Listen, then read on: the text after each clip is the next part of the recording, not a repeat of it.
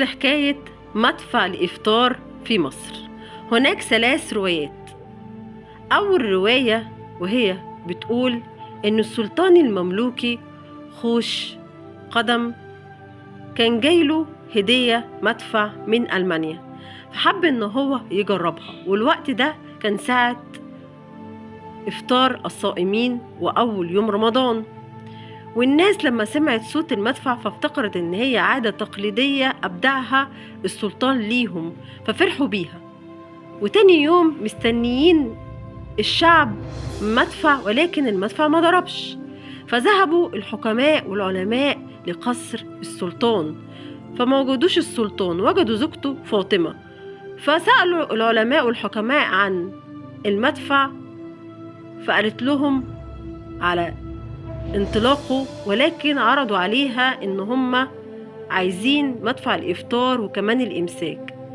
فزوجة السلطان خوش قدم وهي فاطمة أقنعت زوجها بذلك، ووافق السلطان وبدأ يطلق مدفع الإفطار حتى يومنا هذا، وكمان وقت الإمساك.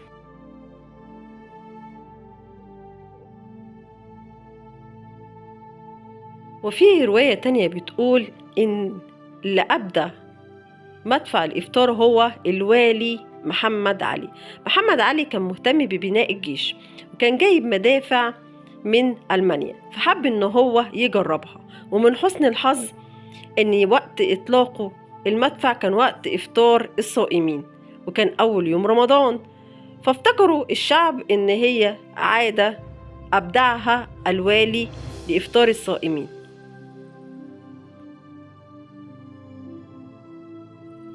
وهناك رواية بتقول إن أبدع مدفع الإفطار هو الخديوي إسماعيل.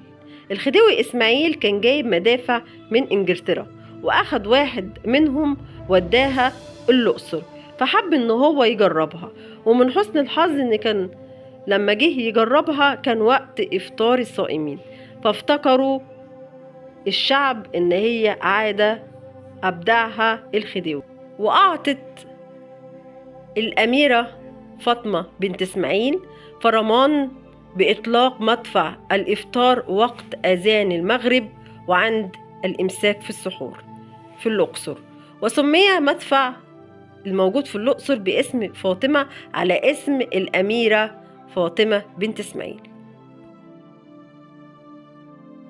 وهناك 5 مدافع في مصر، 2 منهم كانوا موجودين في القلعة واتنقلوا عند الأزهر أو عند القطامية، وواحد في العباسية، وواحد في حلوان، وواحد في مصر القديمة.